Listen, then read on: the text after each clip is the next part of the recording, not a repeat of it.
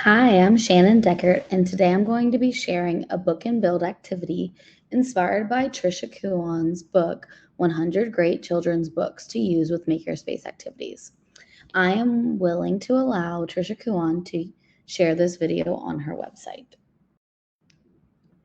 The activity that inspired me was about the story of Hansel and Gretel. The activity allows for students to use their creativity to make a grid or map that robots can travel the path that Hansel and Gretel did. For example, the students could add the home of Hansel and Gretel onto the grid or map. Then they could add some stops along the way, and finally the gingerbread house. The students' job is to program robots to follow the path. Dr. Khan mentioned using B-bots, BlueBots, or another great resource you could use is Ozobots. The book my activity is based off of is Pete the Cat, I Love My White Shoes.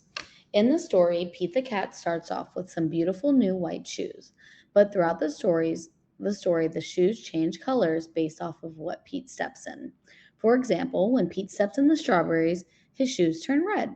When he steps in the mud, his shoes turn brown. And finally, when he steps in the water, his shoes go back to nice, clean, and white. I chose this story because it is very repetitious and can help students in the younger grades practice their retelling skills. The students' challenge is to create a grid or map that has the robot stop at the different elements from the story.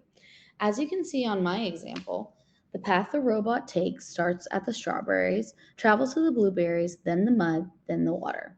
Since this activity is geared towards younger grades in this instance, I would use Ozobots because they're very easy to code for students. All the student has to do is calibrate, then draw a path using markers, and the robot will follow. I decided to create my map using Google Slides and online pictures, but this activity could easily be implemented using small sheets of paper and drawings, or even large pieces of butcher paper. This activity from Trisha Kuon's book is great because it can be easily adapted to meet the needs of your learners. If you want students using online resources, they can. Or if you want students using hands-on materials, they also can. This is a great retelling activity that can be modified to fit almost any book. I think it would be very easy to implement into any library program.